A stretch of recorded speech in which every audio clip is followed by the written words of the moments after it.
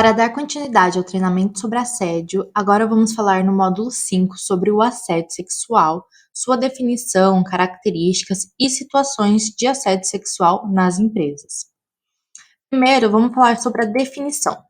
O assédio sexual pode ser definido por qualquer conduta de natureza sexual não solicitada que tenha um efeito desfavorável no ambiente de trabalho ou consequências prejudiciais no plano de emprego das vítimas. Aqui a gente observa novamente essa questão das atitudes não solicitadas, atitudes impróprias, inconvenientes, que causam um efeito desfavorável e prejudicial para as vítimas.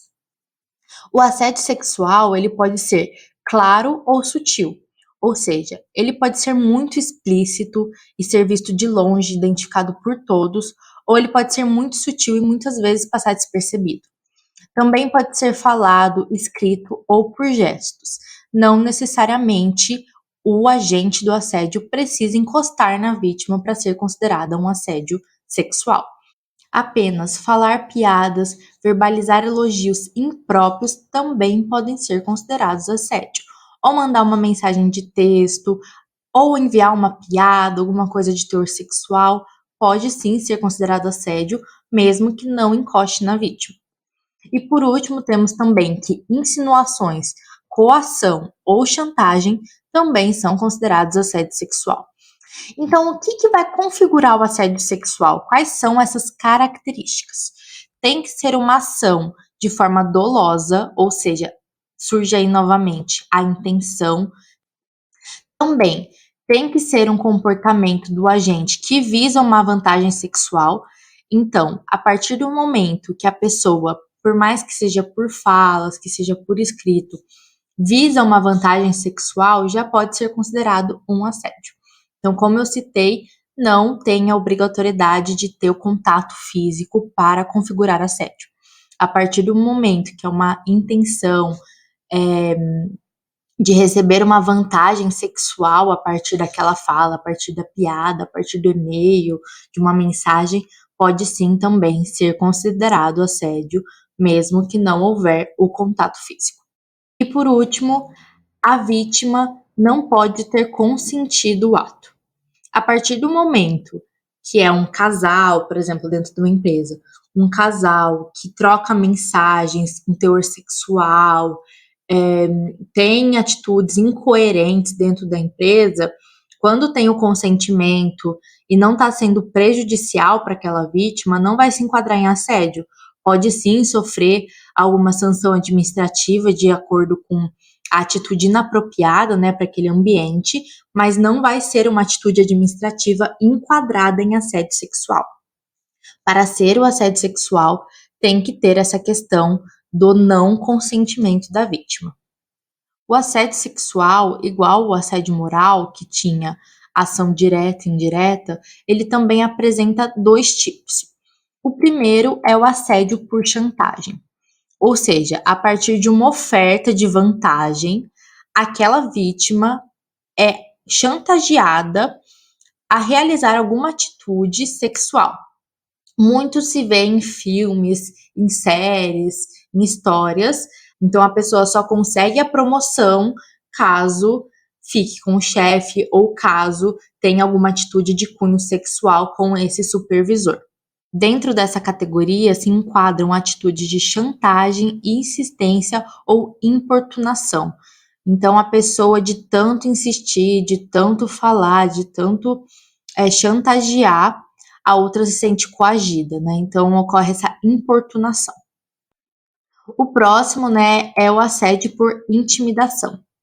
O assediador, ele busca criar condições de trabalho inaceitáveis para poder criar um processo intimidatório e hostil para que a vítima tenha alguma ação sexual com esse assediador. Então, por exemplo, um chefe tenta um assédio por chantagem, não funciona, e a partir daí ele faz a vida da vítima um inferno. Então, ele cria ambientes desagradáveis, ele dá tarefas impossíveis, ele fala mal dela para todo mundo. Então, ele cria uma condição de trabalho inaceitável para aquela pessoa, a ponto dela ceder essa atitude sexual que o assediador estava solicitando. Muitas vezes o assédio por intimidação, ele decorre, né, igual eu expliquei, de uma falha no assédio por chantagem. Então, inicialmente ocorre uma chantagem, que seria uma forma mais fácil de conquistar essa atitude, né, de cunho sexual. Quando isso dá errado, você tenta então intimidar a pessoa, fazendo essa condição de trabalho inaceitável, essa condição de trabalho hostil. Então, esses foram os tipos de assédio sexual. O assédio sexual ele é considerado crime e, igual já foi mencionado no módulo de leis, existe a Lei 10.224, que determina até pena de 1 a 2 anos de detenção para casos de assédio sexual no trabalho. Agora vamos falar um pouco sobre as situações de assédio. Algumas situações de assédio sexual estão relacionadas ao contato físico não desejável. Então, durante uma reunião, passar a mão no corpo, passar a mão no cabelo, ficar muito grudado, desde que seja, novamente, com intenção e de forma prolongada, pode sim ser considerado o assédio sexual. Outro tipo de assédio sexual está relacionado a conversas. Levantar conversas relacionadas a sexo, conversas indesejáveis, também pode ser assédio por conta da importunação. Outro exemplo de assédio sexual é compartilhar imagens explicitamente sexuais, seja por meio das redes sociais, seja fisicamente, mostrar no celular. Isso sim também pode ser considerada assédio sexual. Também relacionado ao contato físico, tocar, abraçar sem ter a permissão, pode sim, se for recorrente, ser considerado um assédio sexual. Por isso é tão importante a gente ter o comportamento profissional. Nesse caso aqui, a gente pode lembrar até do exemplo que eu dei daquela empresa, em que ocorreu um mal-entendido por conta da cultura de demonstrar amor e abraçar e pegar na pessoa para poder conversar. Então, se não tiver a permissão, for sem o consentimento, pode ser considerado assédio sexual. Outro exemplo é ameaçar para obter a vantagem sexual. Nesse caso, poderia entrar tanto no assédio por chantagem quanto por intimidação. Então, inicialmente a ameaça seria sim uma chantagem, né, para você obter aquilo que você quer, no caso a ação sexual. Mas essa ameaça, quando se concretiza e torna um ambiente hostil, passa a ser um assédio por intimidação. Outro exemplo é a insinuação sobre atributos físicos da pessoa. Então, aquelas conversas de falar que a pessoa tem um corpo muito bonito, se for de forma explícita, se for de forma sexual, pode ser considerado assédio, pode entrar também, dependendo na questão do assédio moral, difamação, uma exposição da pessoa por insinuações do atributo físico dela. Então, poderia sim entrar no assédio sexual. Outro exemplo seria o exibicionismo, porque a pessoa, né, no caso, esse agente, ele estaria exibindo de forma inapropriada questões, imagens, falas, textos de cunho sexual explícito, que não é o local da empresa. Então, dependendo da forma como ocorrer esse exibicionismo, pode sim também ser considerado um assédio sexual. Por último, as propostas inapropriadas e constrangedoras. Aqui o constrangimento é muito importante por conta dessa questão da dignidade, da honra.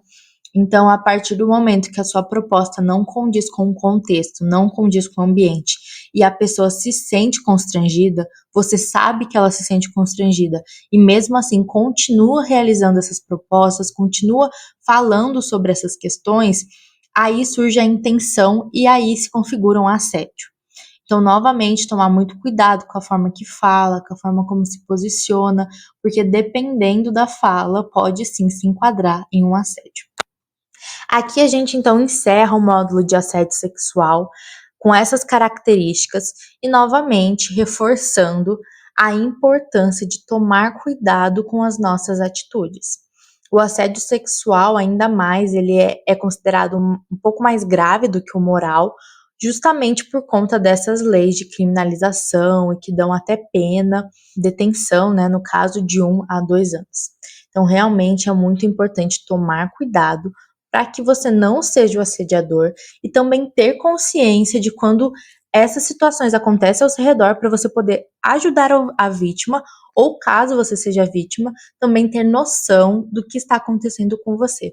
Muitas vezes as vítimas nem percebem o que aconteceu e só vão perceber tempos depois e não conseguem assimilar, e aí surgem diversas outras questões psíquicas de síndromes, ansiedade, depressão, mas isso a gente vai falar no próximo módulo.